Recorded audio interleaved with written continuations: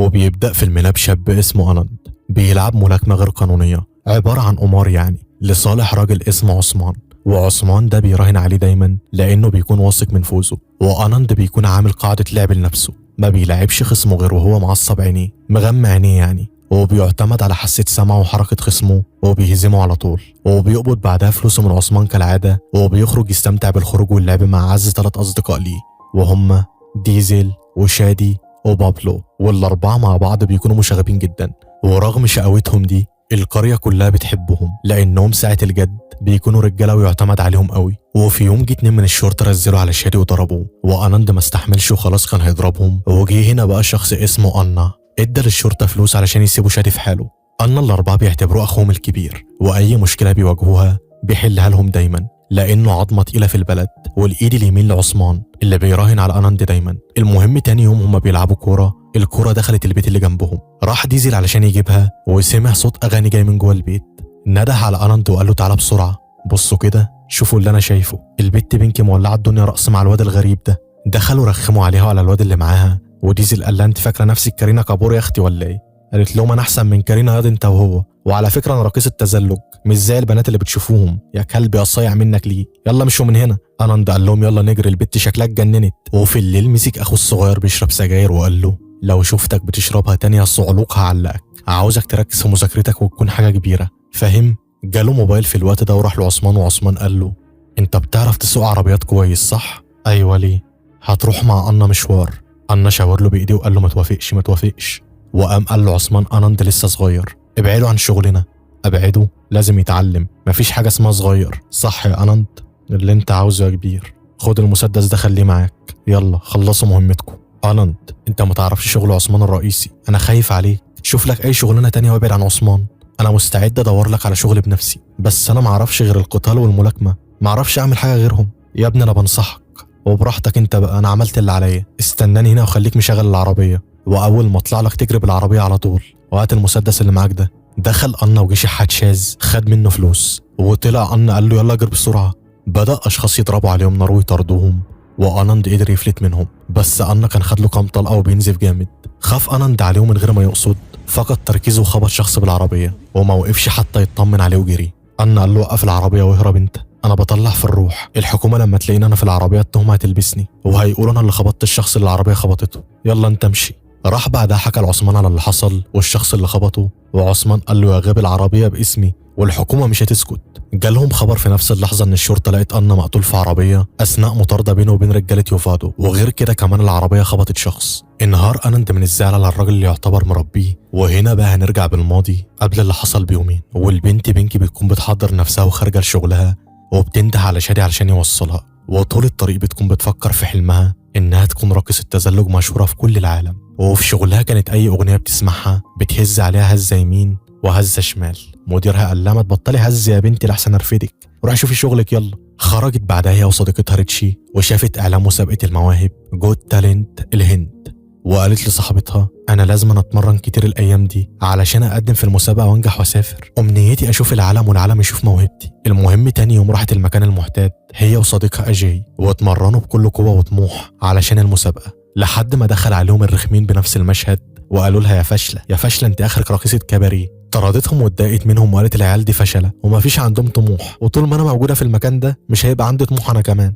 انا لازم اشوف مكان تاني اتدرب فيه علشان اقدر احقق حلمي بعيد عن العيال الفشله دول. وبالفعل صديقتها ريتشي قدرت تجيب لها مكان بعيد عن قريتها تتمرن وتاخد راحتها فيه. وبعد ما اتمرنت وشبعت رقص خرجت في هذا الجو الممطر وكلمت امها قالت لها انا جايه في الطريق اهو يا ماما، ولسه هتكمل وبتطلع بنك البنت اللي أنند خبطها يوم موت أنا.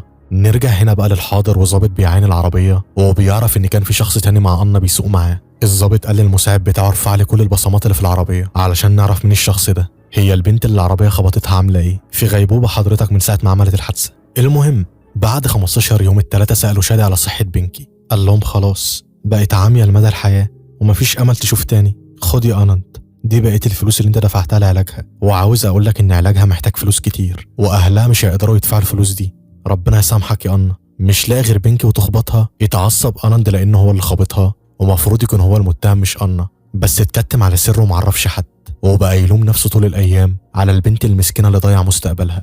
بعدها الضابط اللي ماسك القضيه راح لمكان الواقعه وشاف الشحات الشاذ وعرف منه انه كان في فعلا شاب تاني مع أنا بيسوق العربيه. بعدها آناند قرر ان اي قتال هيلعبه جزء من فلوسه هتروح لبنكي. المهم اخيرا خرجت بنكي من المستشفى، ورغم فقدان بصرها قررت تروح لتمرين رقصها، واخوها العاق اتريق عليها وقال لها حتى وانت عمي عاوزه ترقصي؟ قالت له مش احسن ما اقعد زيك من غير طموح ولا شغل؟ خدها الطفل الصغير من ايدها يوجهها للطريق، وآناند شافها وقلبه بقى هيتقطع عليها. راحت بنكي لتمرينها وصديقها أجاي كل ما تتمرن معاه كانت تقع، وهو ما بقاش عنده روح للرقص معاها. قالت له مش عارف ترقص معاها عشان انا بقيت عاميه دلوقتي صح؟ انا عرفت انك شفت بنت جديده تتمرن معاها علشان تقدم في المسابقه اللي كنا هنقدم فيها انا وانت في الاساس. الكلام ده صحيح؟ ايوه صحيح. يعني اتخليت عني علشان بقيت عاميه، بس اقول لك على حاجه، عندك حق، روح يلا لصديقتك اطلع بره. آناند كان واقف سامع كل كلمه، وهي خرجت بتعيط وحزينه على حالها، وكانت تمشي خطوه وتقع التانيه. حاول يساعدها بس هي رفضت واعتمدت على نفسها، وهو وراها في كل خطوه لحد ما وصلت بيتها وندهت على امها وهي بتصرخ من العياط من ظلام الدنيا.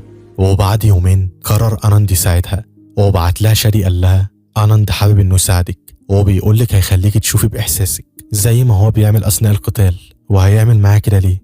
علشان ترقصي وتقدمي في المسابقه. نسيتي حلمك ولا ايه؟ يعني آناند الفاشل عاوز يساعدني انا؟ طب وانا ايش ضمني؟ ما هو ممكن يستغل ان عمي او يتحرش بيا. اهو الجنان اشتغل اهو. تحرش بيكي مين يا بنتي؟ ريتشي قالت لها جربي مش هتخسري حاجه. وهو بالفعل تاني يوم اخدها المكان وقال لها عارفه انا ليه واثق انك هتتعلمي مني بسرعه؟ لانك بتحبي تواجهي الحياه بكل معاناتها. غرقها في الميه لمده 30 ثانيه وخرجها. قالت له انت مجنون؟ لا مش مجنون، ده اول درس من الدروس. ما تديش الامان لخصمك، عاوزك تركزي بودنك مع حركات اي شيء، ولو وقعتي ودنك تكون مع خطواته. ما تديش فرصه لخصمك يتمكن منك ابدا، ومش عاوزك تنسي ال 30 ثانيه اللي غرقتك فيهم تحت الميه دول ابدا، وتفتكريهم كل لحظه. انت مش محتاجه عينين علشان تشوفي بيهم على فكره. ركزي بقلبك وطموحك لحلمك، وهتكوني راقصه احسن ما كنتي ب10 مرات. واسف لو قست عليكي شويه لما غرقتك. ضحكت وقالت له انا مش زعلانه على فكره. دخلها المكان اللي هيدربها فيه، وكلهم كانوا محضرين ليها جميع ادوات التدريب. واول تدريب هيكون الحس والشعور على مصدر الصوت. آناند قال لها بصي انا مش شايف اهو، وبصيب الهدف بتاعي، يلا بقى وريني مهاراتك. بدات التدريب وبهدلتهم حرفيا، ومع الوقت قدرت تتعلم شويه. وتاني تدريب عبر حاسه الشم. جاب لها سمك منتن وقال لها عاوزك من حاسه شمك تبعدي عن السمك لما احدفه عليكي. خبطها مره واثنين وثلاثه وقال لها يا بنتي شمي، خليكي شمامه شويه. وبعدها جاب لها فرخه وقال لها ركزي على صوت الفرخه وخليكي وراها. فضلت وراها بالفعل لحد ما جابتها، ومرت الايام على التمرين لحد ما آناند خلاها محترفه في فن الشعور بالاشياء. نروح لمركز الشرطه والضابط اللي بيحقق في حادثه بنكي، ورئيسه قال له اقفل ملف قضيه بنكي وركز في ملف تاني، اعتبر قضيه بنكي دي اتقفلت. بس احنا لسه ما وصلناش للشخص التاني اللي كان مع أنا. اسمع الكلام وقول حاضر، يلا انصراف. مشي الضابط والرئيس كلم عثمان وقال له مش عاوزك تقلق، القضيه اتقفلت. وفي نفس الوقت الضابط قال لمساعده في شخص بيحاول يدار على قضيه بنكي ولازم اعرفه.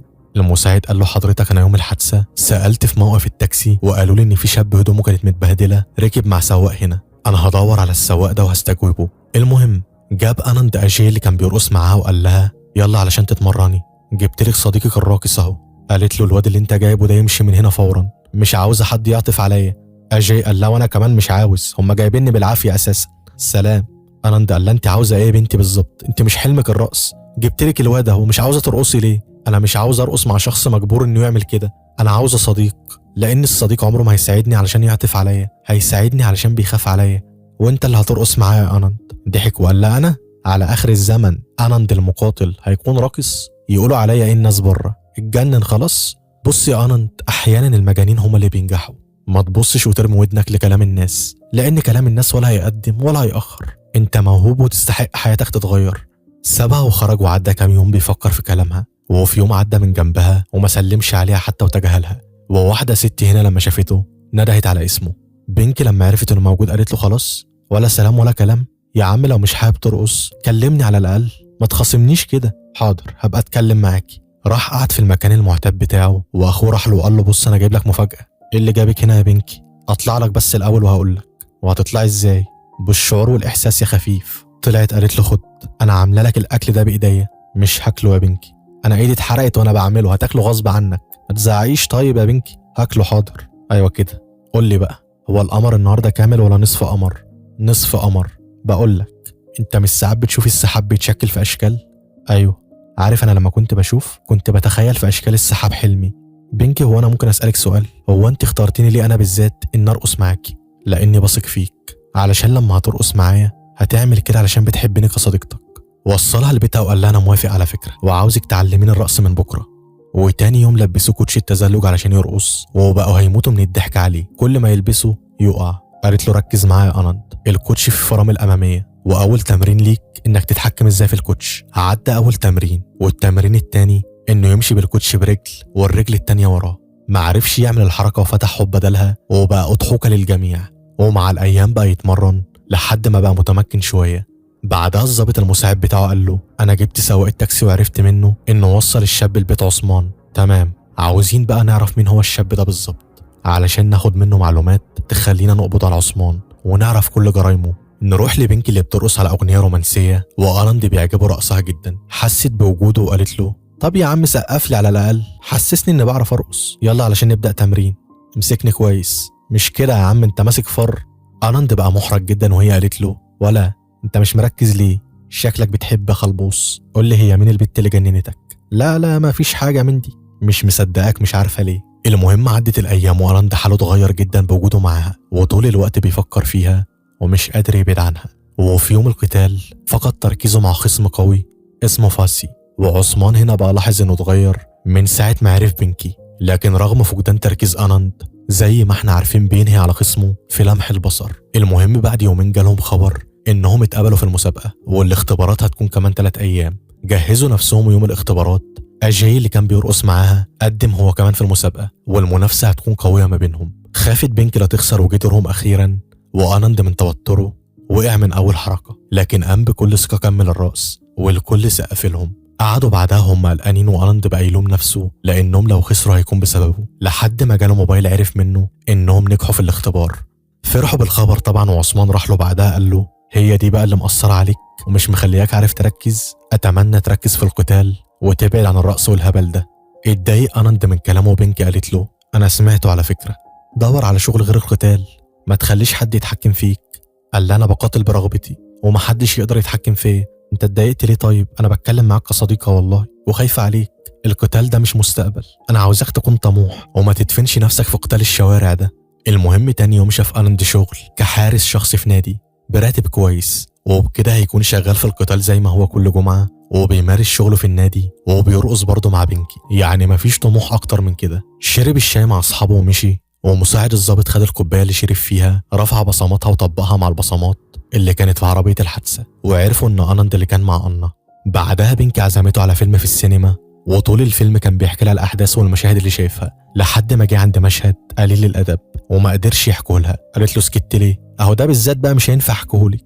لا محترم يالا. قعدوا بعدها على البحر، وقالت له هو انت هتفضل ساكت كده لحد امتى؟ هتكلم في ايه يعني؟ انا بحبك على فكره. ما عرفش يرد، وقالت له على فكره انت مش مجبور تحبني، اعتبرني ما قلتش حاجه. بنكي، انا ما تعودتش على الحاجات الحلوه اللي زيك، وخايف اظلمك معايا. انا هعودك، يلا امسك ايديا. ما انت حلو قوي يا عم.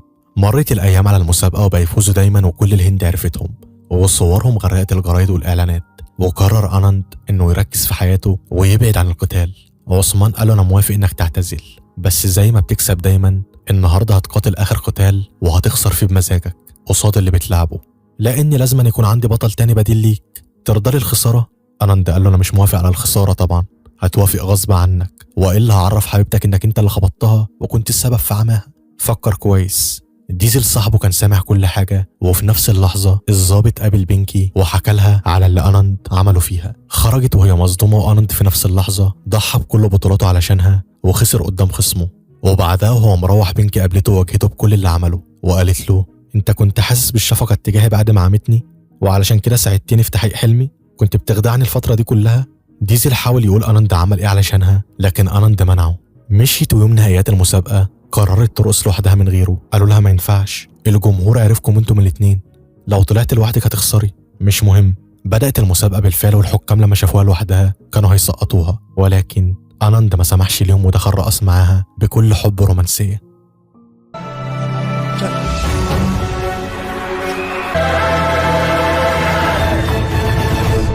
خلصت الفقرة وكله فرح بأدائهم وسابها آنند ومشي. وقبل إعلان النتيجة النهائية ديزل دخل عرفهم إن آنند ضحى بكل بطولاته وخسر قتال وساب الملاكمة علشانك يا بنكي. آنند بيحبك جدا، هو محتاجك. راحت له مكان شغله الجديد وقالت له عاوزك توصف لي القمر النهارده شكله عامل ازاي، ولا اشوف حد غيرك بقى. ما صدق وحضنها واصحابه قالوا لهم مبروك النتيجة ظهرت وانتم اللي فزتوا. فرحوا كلهم مع بعض وبعدها راحت للظابط قالت له آنند ملوش ذنب وبعد عن عثمان للأبد، وبالنسبة للي حصل لي فأنا متنازل عن القضية لأن آنند دلوقتي حبيبي وعيني اللي بشوف بيها. الظابط قال لها إذن فهي قصة حب، تقدروا تمشوا. المساعد قال له طب وعثمان هنسيبه عادي بقى نقبض عليه بعدين. وبكده يكون وصلنا لنهاية فيلمنا. اتمنى الفيلم يكون عجبكم، اشتراك ولايك وتفعيل جرس الإشعارات علشان توصل لكم كل أفلامنا. وبس كده، السلام عليكم.